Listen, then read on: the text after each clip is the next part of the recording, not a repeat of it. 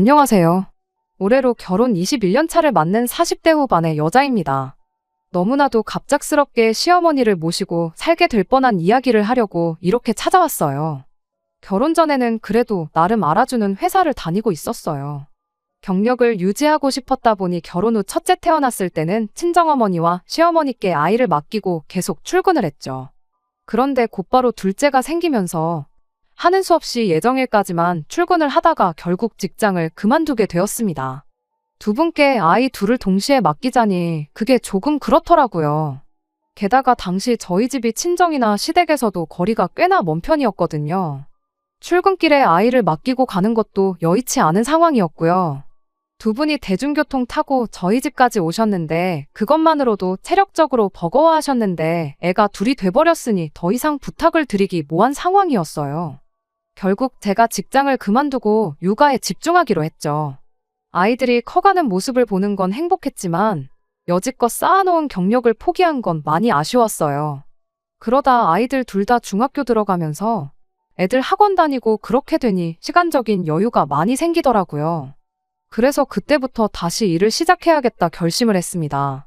사실 저금도 많았던 데다가 남편 외벌이로 먹고 사는데 아무 지장 없을 정도였고 남편 또한 뭘 이제 와서 몸 힘들게 다시 취직이냐고 하기도 했었어요. 그래도 사람 일이 어떻게 될지 모르는 거잖아요. 아직 한참 먼 미래의 이야기 같긴 하지만 애들 둘 다 시집장가 보낼 때 단돈 10,000원이라도 더 보태주고 싶은 부모 마음도 한몫했고요. 새 직장을 구하면서 경력을 살리면 참 좋겠다 싶었지만 사실 경력 끊긴 지가 10년도 더 넘은 이야기인데 쉬운 게 아니더라고요. 강산이 변할 만큼의 세월인데 내가 사장이라도 나를 안 뽑겠구나 생각하니 그렇게 아쉽지는 않았습니다. 그래서 되는 대로 일단 집 근처에 있는 마트 시식 코너에서 일을 시작했는데 저희 언니가 그런 저를 안쓰럽게 생각했나 봐요. 언니랑 형부가 사업을 하고 있었는데 마침 일손이 부족한 참이었다고 저보고 같이 일하지 않겠냐고 물어왔어요. 사실 언니네가 하는 사업이 일손이 많이 필요한 사업은 아니거든요. 원래도 언니랑 형부 둘이서 꾸려나가고 있기도 했고 말이죠. 저를 위해 억지로 자리를 마련해 준 거다 보니 없는 눈치가 다 보였어요. 그래도 마트에서 일하는 것보다야 사무실에서 일하고 있으면 저한테 다른 기회가 오진 않을까 하는 생각에 염치불구하고 같이 일을 하기로 했습니다. 물론 없어도 되는 자리를 만들어준 거나 마찬가지다 보니 그리고 언니네가 영세하는 작은 사업체다 보니 월급이 높은 편은 아니었어요. 그래도 제 경험을 바탕으로 이것저것 시도해 본 결과 제 밥값 정도는 할 수 있을 만큼 언니네 사업이 전보다 더 잘 굴러가기 시작했습니다. 물론 거기까지 오는데 몇 년이나 걸리긴 했지만 이렇게 다시 일을 할 수 있다는 게 참 좋았어요. 그런데 올해 초에 난데없이 남편이 저한테 직장을 그만두면 어떻겠냐고 물어왔어요. 그때까지는 남편이 왜 그런 말을 꺼냈는지 그 이유를 몰랐습니다. 왜냐고 물었더니 그냥 당신 나이 먹고 고생하는 것 같아 보여서 안쓰럽다는 대답을 했어요. 자기 친구들 마누라 보면 어디 놀러 다니기 바쁜데 자기 벌이가 친구들에 비해서 절대 모자라는 게 아닌데 괜히 마누라 고생시키고 있는 것 같아서 마음이 안 좋다나요. 솔직히 그 말만으로도 기분이 좋았죠. 남편이 나를 이만큼이나 위해주고 걱정해주는데 기분 안 좋을 사람이 어디 있겠나요? 하지만 남편한테는 그 마음만 받겠다고 했습니다. 지금 이렇게 새로운 경력 쌓으면서 일하는 게 너무 행복하다고 전업주부로 살 때보다 100배, 1000배 더 즐겁고 언니네 사업도 내가 들어온 다음부터 훨씬 더 잘 되고 있다고 당분간은 이 마음이 바뀔 일은 없을 것 같으니 걱정하지 말라고 했죠. 그런데 알고 보니까 남편이 저한테 직장을 그만두면 좋겠다고 한 게 저를 걱정해줘서가 아니란 것을 알게 되었습니다. 남편이 그 말을 꺼내기 딱 2달 전에 저희 시아버지가 돌아가셨거든요. 아들 입장에서 혼자 된 어머니가 엄청 걱정되었을 거라는 건 이해해요. 또 그때쯤 뉴스에서 고령화 사회 이야기하면서 노인 고독사에 대한 이야기도 몇 번 나오기도 했고 남편이 그 방송을 보면서 더더욱 심란해하는 걸 직접 봤기도 하고요. 그런데 저한테 직장을 그만두라고 했던 그 말이 저를 걱정해서가 아니라 시어머니를 걱정해서였다는 건 그로부터 또 1달이 지나서 알게 되었습니다. 우리 첫째가 군대를 가게 되면서 논산에 있는 훈련소까지 제가 바래다 주게 되었어요. 남편은 회사 일 때문에 일정 조율이 힘들었지만 저는 언니랑 일하고 있었기에 이런 부분에 있어서는 비교적 자유로웠거든요. 아들 입대 전날 저희 가족들끼리 식사를 했어요. 그러다 남편이 논산이면 근처에 대전이 있지 않냐고 조금 돌아가더라도 대전 유명한 빵집 들려서 빵 좀 사와봐라 그러더라고요. 딸아이도 요즘 거기 빵이 유행이라고 새벽부터 줄 서서 사는데 없어서 못 파는 빵도 있다더라 하면서 나도 먹어보고 싶으니까 꼭 좀 사가지고 와달라 관심을 보였죠. 아들은 당장 내일 입대하니까 조금 넋이나가 있었고요. 빵이니 뭐니 그게 다 무슨 소용 있냐는 듯한 표정이었죠. 아무튼 저도 딸아이가 먹어보고 싶어 하니까 조금 돌아서 가더라도 들러서 이것저것 사오겠다고 대답했습니다. 그런데 또 막상 그게 안 되더라고요. 새벽부터 일찍 일어나 2시간 거리를 운전하고 간 게 그렇게 피곤하진 않았는데 아들이 훈련소 들어가는 걸 보니까 마음이 싱숭생숭 하더라고요. 막상 빵 같은 거 챙길 기분도 아니었고요. 딸아이한테 전화해서 빵은 안 사가도 되냐고 물었더니 농담으로 했던 말이라고 나중에 친구들하고 놀러가서 사 먹어도 되니 걱정 말고 빨리 오라 하대요. 빵 이야기는 딸아이보다 남편이 먼저 꺼낸 말이긴 했지만 남편이야 당연히 내 기분을 이해해주겠거니 생각해서 연락도 안 했어요. 그렇게 원래 예상한 것보다 집에 2시간 일찍 도착하게 되었습니다. 그런데 집에 돌아왔더니 남편이 저보다 먼저 집에 와 있더라고요. 문제는 그 시간이 남편 퇴근 시간보다 4시간이나 이른 시간이었다는 거예요. 여지껏 결혼 생활하면서 남편이 정시 퇴근을 했던 적은 많았지만 단 한 번도 퇴근 시간보다 이르게 퇴근한 적은 단 한 번도 없었거든요. 그런데 4시간이나 일찍 퇴근이라니 이상해도 너무나 이상했습니다. 아니나 다를까 남편도 저한테 왜 이렇게 일찍 왔느냐고 묻더라고요. 대전까지 들리려면 적어도 4, 5시쯤은 돼야 집에 올 줄로만 알았다고요. 그래서 남편한테 기분이 울적해서 그냥 일찍 왔다고 대답했습니다. 평소처럼 저한테 위로 한마디 해줄 줄 알았는데 남편은 잔뜩 당황하고 긴장해서는 저한테 괜찮냐고 묻는 게 아니고 말이라도 한마디 해주지 그랬냐는 말을 하더라고요. 언제부터 빵을 그렇게 좋아했다고 사오기로 한 빵 하나 안 사왔다고 화까지 내나 싶어서 마음이 상했죠. 아무튼 남편한테 무슨 일로 일찍 왔느냐고 물었어요. 일이 일찍 끝나기라도 한 거냐고. 일찍 와도 되는 거였음 다른 날도 아니고 하나밖에 없는 아들 군대 가는 날인데 시간 좀 비워보지 그랬느냐고 한마디 했죠. 남편은 여전히 잔뜩 당황해서는 그런 게 아직 선약이 있다.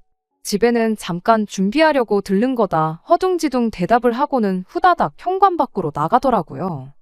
그때는 남편한테 아무런 의심도 없었기에 혹시나 선약이 수략 속이면 내가 태워다 줄 테니까 괜히 차 끌고 나가지 말라고 했어요. 그때까지는 몰랐죠.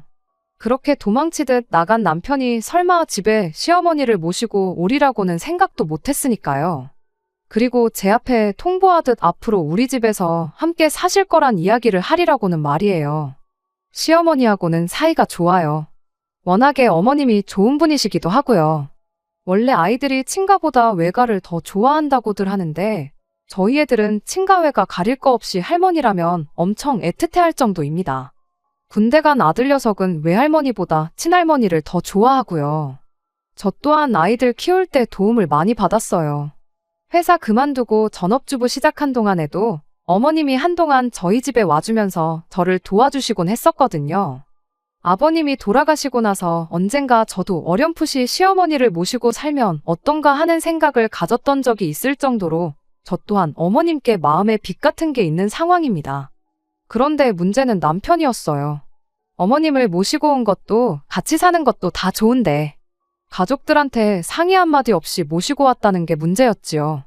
심지어 전날에 아들 군대 간다고 모처럼 내 가족이 다 모여서 한참 대화도 나누고 그랬잖아요. 그런데 어떻게 그거에 관련된 말 한마디 없이 어떻게 하루아침에 시어머니를 집에 모시고 올 수 있는지 그리고 오늘부터 함께 살게 되었다고 통보를 할 수 있는지 싶었습니다.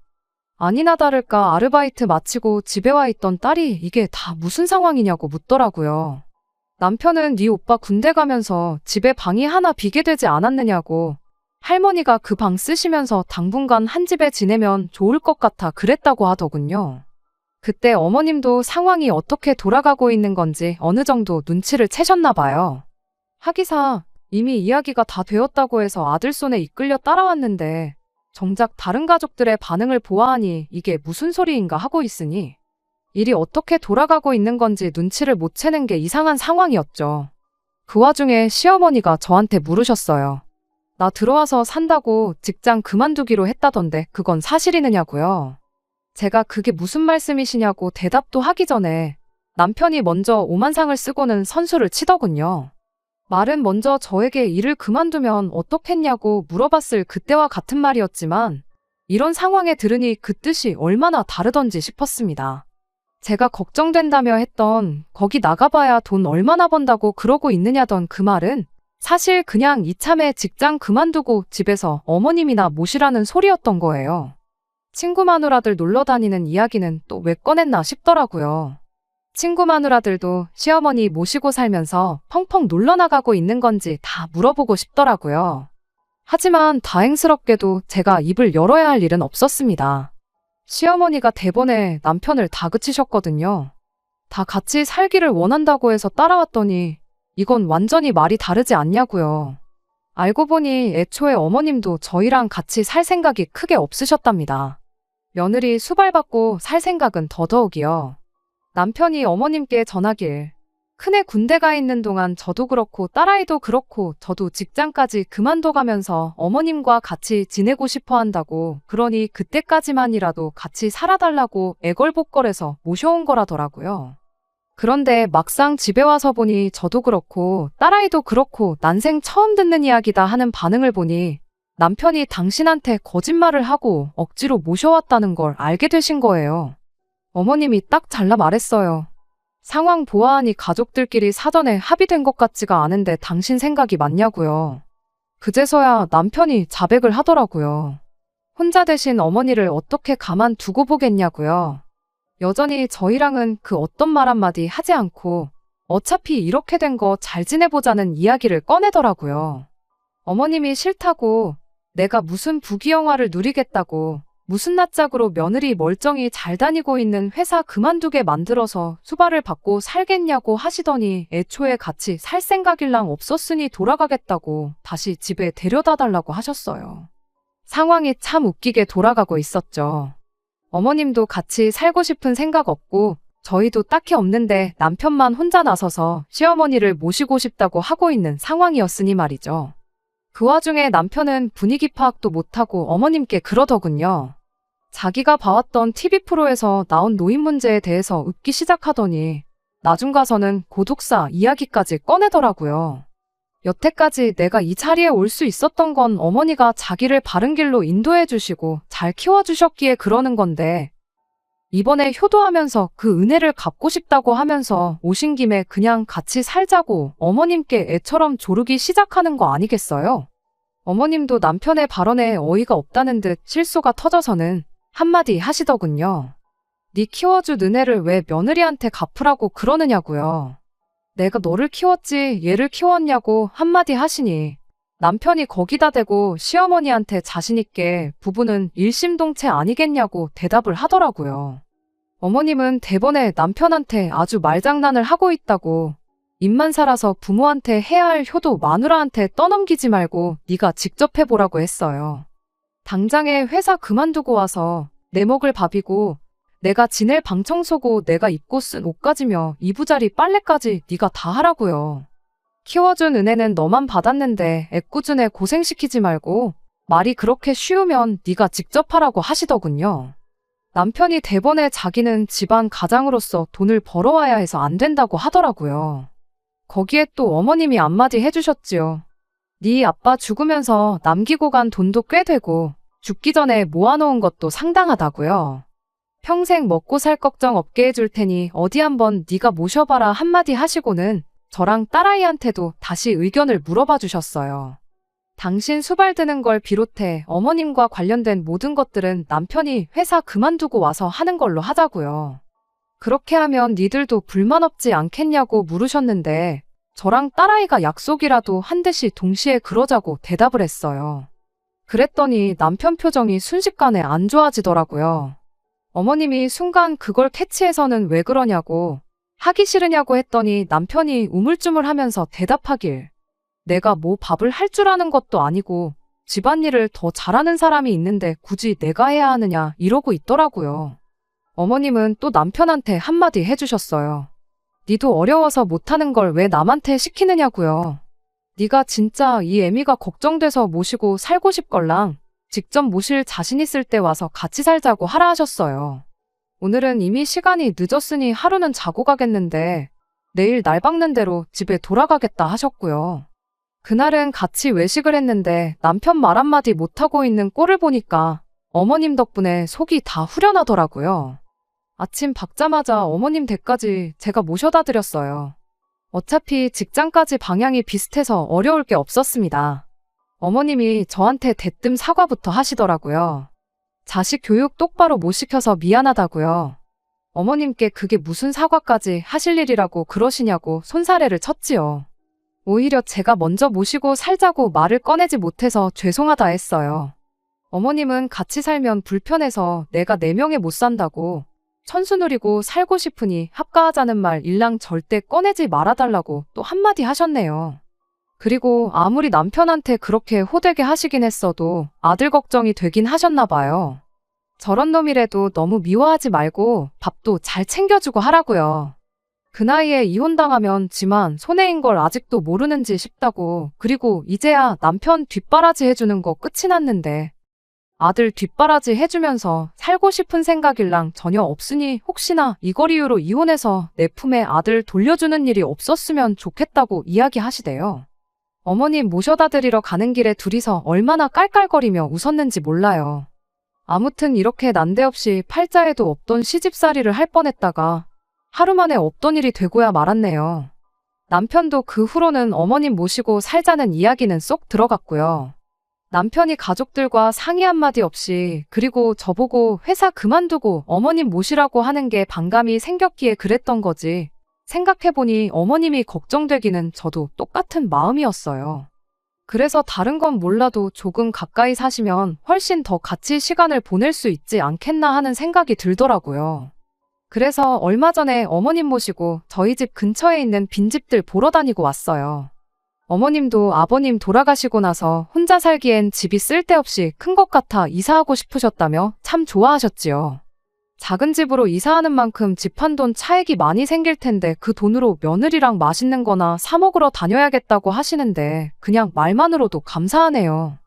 여기에 사연 보내시는 분들 중 합가하자는 시어머니 때문에 고생들 하시는 분들이 꽤나 계시던데 저는 합가 생각 없는 시어머니 억지로 합가시키려던 남편 때문에 고생했던 게 돌이켜보니 재미있는 추억이라서 이렇게 사연 보내봤어요. 앞으로도 저희 가족들 이렇게 사이좋게 잘 지냈으면 참 좋겠습니다. 2번째 사연 시작합니다. 안녕하세요. 결혼한 지 햇수로는 2년 차고 이제 1년 반 지나가는 20대 후반 여성입니다. 작년에 시댁에서 김장날 있었던 이야기를 해보려고 이렇게 제 사연을 적어보내게 되었습니다. 10월에 날씨가 이렇게 따뜻했던 적이 있나 싶어요. 이래가지고 김장이나 할 수 있겠나 싶었죠. 저희 시댁 전통이 11월 오면 무조건 김장을 하는 거였거든요. 그런데 너무 날이 따뜻하면 김치가 빨리 익어서 맛이 없다잖아요. 그래서 얼마 전에 시댁에 전화드렸어요. 날씨가 이래서 11월에 김장이나 하겠냐고요. 그랬더니 시어머니가 그러시더라고요. 올해부터는 김장 안 하기로 했다고요. 왜 갑자기 그러시냐 했더니 저 때문이라고 하시는데 작년 일 기억 안 나냐고 하면서 이런저런 이야기를 해주시는데 이걸 사연으로 적어보면 재미있을 것 같아서 한번 보내보게 되었어요. 다른 건 몰라도 남편이 김치에 대해서만큼은 엄청 깐깐한 편이었어요. 연애할 때부터 어디 식당에만 가면 가장 먼저 하는 게 김치맛부터 보는 거였습니다. 암만 인터넷에 맛집이라고 소문난 그런 곳을 가더라도 김치가 자기 마음에 안 들면 그 식당은 2번 다시 가지 않을 만큼 김치에 까다로운 사람이었지요. 이따금씩 왜 저러나 싶을 만큼 김치에 대한 사랑이 남다른 남편이었는데 그 이유를 결혼하고 나서 알게 되었어요. 시댁 김치에 엄청난 자부심을 가지고 있었거든요. 제가 뭐 대장금도 아니고 미각이 그렇게 뛰어난 사람은 아닌데 솔직히 저도 맛있는 김치, 맛없는 김치 정도는 구분할 수 있지만 제 입에는 김치 맛이 어느 정도 수준을 넘어가면 솔직히 다 거기서 거기라고 생각하거든요. 그리고 제가 느끼기에 시댁김치는 그냥 평범하게 맛있는 김장김치, 그 이상도 그 이하도 아니었어요. 일전에는 남편이 시댁에서 인연 숙성시켰다는 묵은지를 가져왔었습니다. 그날 돼지갈비 사다가 찜해 먹었는데 정말 맛있게 먹기는 맛있게 먹었어요. 그런데 솔직히 제 입맛이 무뎌서 그런 걸 수도 있지만 밖에서 파는 거랑 그렇게 큰 차이는 안 나더라고요. 뭐 밖에서 파는 게 조미료를 때려 넣어서 그랬다느니 그러면 할 말 없지만 묵은지라고 해서 엄청 고기 맛이 더 좋아지는 것도 아니고 국물이 더 시원해지는 것도 아니었어요. 왜 그렇게 김장김치에 자부심을 가지고 목을 매는 건가 그런 생각을 했는데 세상에 맙소사 알고 보니 시댁 김치가 고조할머니 때부터 대대손손 전해져 오는 120년 전통의 레시피가 있어서 그런답니다. 그 사실을 결혼하고 한참 지나고 김장철이 다 돼서야 알았어요. 전통 방식의 김장을 해야 한다며 저보고 회사에 3박 4일 휴가까지 내라길래 세상에 이게 무슨 일인가 싶었습니다. 남편한테 무슨 김장을 3박 4일 동안 하느냐고 그냥 우리는 김치 안 먹고 밖에서 사서 먹으면 안 되냐고 했는데 시댁에서는 김장이 엄청 큰 행사니까 절대 빠지면 안 된다고 하더라고요. 3박 4일 김장하는 집이라고 결혼 전에 말을 했어도 그것 때문에 파혼을 하거나 하지는 않았을 텐데 얼마나 힘들길래 그걸 결혼 전부터 숨겼고 왜 이 사실을 결혼하고 나서도 한참이 지나서야 말해주는지 싶었습니다. 김장하는데 대체 뭐 때문에 3박 4일을 하는가 싶었는데 배추 절이는 것부터가 시작이었어요. 당연히 편하게 절여져 있는 배추 사다가 할 줄 알았는데 거기서부터도 120년 전통의 비법이 시작되는 거였습니다. 온 집안 식구들이 나눠 먹을 거라서 배추만 해도 400포기나 되었어요. 난생 처음 보는 김치공장급 스케일에 넋이 나가더라고요. 그런데 보자 하니까 아주 어이가 없었습니다. 저희 말고도 다른 시댁 식구들 전부 다 시댁에 와 있거든요. 시고모님들은 출가 외인이라고 김장날 안 오는가 싶었고요. 그런데 일하는 사람들은 보니까 전부 여자들 뿐이었습니다. 배추밭에서 배추랑 무 뽑아오는 건 다 같이 하긴 했어요. 그런데 배추 절일 때 보니까 그건 저를 포함해서 시어머니, 시숙모님들만 죽어라고 그 힘든 일을 하고 있었어요. 남편은 물론이고 시숙님들 시아버지 또한 도와줄 생각일랑 안 하고 작년에 묻어놓은 김치 꺼내다가 한참 일하고 있는 저희들 옆에서 고기 구워 먹으며 술 먹고 노래하고 떠들고 아주 놀고 있더라고요. 도무지 이해가 안 돼서 이게 무슨 상황인 거냐고 물어봤어요. 왜 힘쓰는 일을 하는데 남자들은 놀고 여자들만 일하고 있냐고요. 그랬더니 어머님이 말하기를 이게 집안 전통이랍니다. 이 집구석 김장 레시피는 대대로 며느리들이 물려받아 왔다고 다음에는 제가 물려받게 되는 거니 처음이라고 해서 대충 할 생각 말고 똑바로 보고 배우라 하시대요. 아니 그런데 도무지 이해가 가지를 않더라고요. 레시피를 며느리들이 이어받는 거야 그렇다 쳐도 배추 절이는데 레시피가 뭐가 필요해요. 김치속이라면 또 모를까. 밑동 갈라놓은 배추에 소금 뿌려서 소금물에 담궈 놓으면 끝나는 거 아니겠어요? 밑동 갈라놓는 게 정교한 칼질을 요구하는 작업도 아니고 배추 400포기면 또 얼마나 무거운데 그것부터 집안 남자 식구들은 아무것도 안 하고 있는 게 어이가 없었죠. 그래서 배추 절이면서 가까이 있던 시어머니한테 한마디 했어요. 고조할머니가 좀 치사한 분이셨던 것 같다고요. 아들 자식들 김장날 고생하는 꼴이 보기 싫어서 4대에 걸쳐 내려오게 만든 그 소중한 김장 비법을 며느리한테만 물려주신 거 아니겠냐고요. 그런데 그거 생각 잘못하신 거라고 사실 비법은 며느리가 아니라 자식들한테 물려주셨어야 했다고 했습니다. 어머님이 그게 무슨 소리냐고 하시길래 막말로 그렇지 않냐고. 시고모님들이야 출가 외인이니까 남 취급한다고 쳐도 며느리 또한 사실상 이혼하면 남이 되는 거 아니냐고. 당연히 비법은 아들한테 물려줬어야지. 왜 그걸 며느리한테 물려주기로 정한 건지 이해가 가질 않는다 했습니다. 막말로 이 집안의 며느리는 저 하나밖에 없지 않냐고요. 말인즉슨 유일무이한 며느리인 제가 이 비법을 물려받는 건 안 봐도 비디오인데 이 김장 비법을 물려받는다고 한들 그게 뭐 엄청난 벼슬인가 싶고 그리고 저 혼자서 400포기 담을 생각하니까 벌써부터 머리가 아프다고요. 김장 비법만 전수받아서 이혼해버리면 120년 동안 내려온 전통의 비법이 유실되는 건 한순간이 아니겠냐고 했죠. 시어머니 앞에서 이혼 이야기를 꺼내는 게 좀 되바라진 모습 같긴 했지만 말이 그렇다는 거지 당장 이혼을 한다는 이야기는 아니었으니 어머님도 딱히 뭐라고는 안 하셨어요. 그런데 제 이야기 들어보니까 시어머니는 물론이고 시숙모님들도 그렇구나 싶으셨나 보더라고요. 어머님 때야 이혼이 큰 흠이 되니까 생각을 못 하셨을 수도 있겠지만 저희는 아니잖아요. 무엇보다 제가 꺼낸 말 중에 아들 자식 편하게 해주려고 며느리한테 비법을 물려준 거 아니냐는 말이 다들 와닿으셨나 봐요. 생각해보니 그렇다고. 당신들이야 그동안 또 당신들 윗세대 시어머니랑 시숙모들이 하는 거 봐왔고 여태 해왔다 보니 이게 당연한 거구나 싶으셨다고요. 그런데 막말로 따지고 보면 이 집 구석 김치를 하는 건데 정작 이 집 사람들은 김치에 밴댕이젓이 들어가는지 갈치젓이 들어가는지도 모르지 않냐고요. 그 말 듣고 제가 옆에서 한마디 거들었어요. 100번 맞는 말이라고. 지금 당장 우리가 배추를 소금이 아니라 설탕에 절여도 우리가 맞다고 하면 비법도 모르는 사람들이 뭐라 할 수나 있겠냐고 한마디 했죠.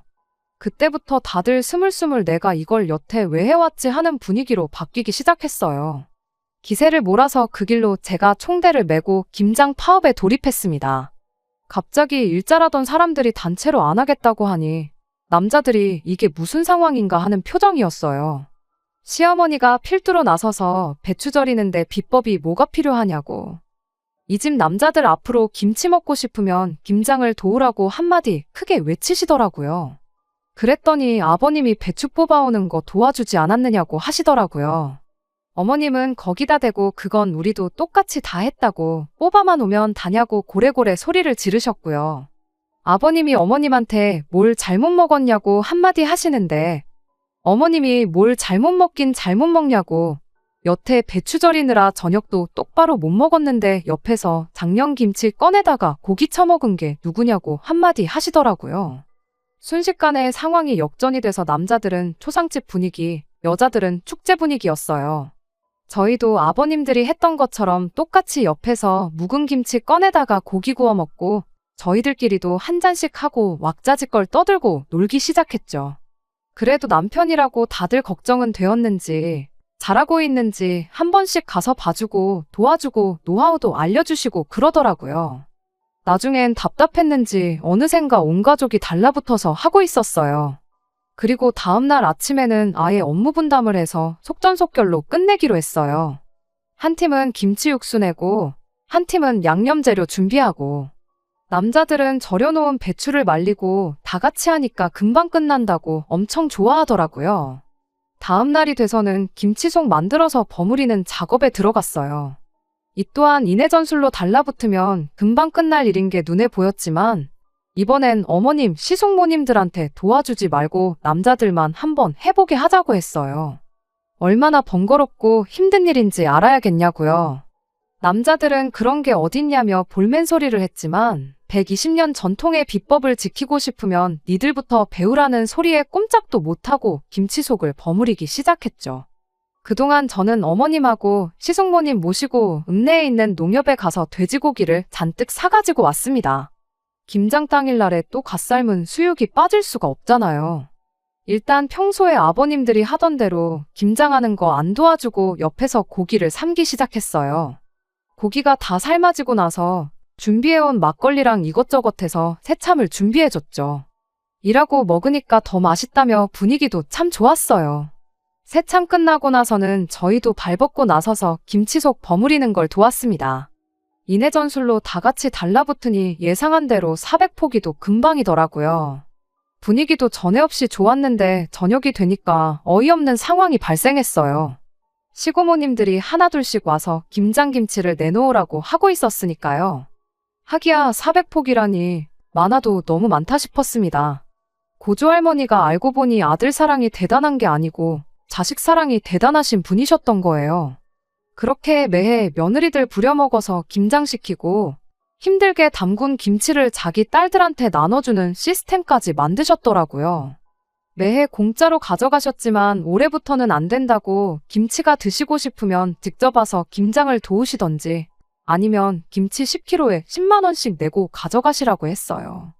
대번에 10kg에 10만 원씩 하는 김치가 세상에 어디 있냐고 원성이 자자하더라고요. 그럼 사드시면 되겠네요 하고 올해부터 김장김치는 없으니까 그렇게 아시라고 말했어요. 그렇게 시고모님들한테 받아낸 돈은 어머님하고 시숙모님들한테 똑같이 나눠서 드렸습니다. 고생한 거에 비하면 얼마 안 되는 돈이긴 하지만 이게 어디냐 했더니 다들 좋아하시더라고요. 아무튼 그렇게 제가 시집 오고 나서 첫 김장은 그렇게 끝이 났어요. 올해 김장을 안 하게 된 이유는 일단 날씨 때문에 배추 농사를 완전히 망했다는 게 가장 큰 이유였어요.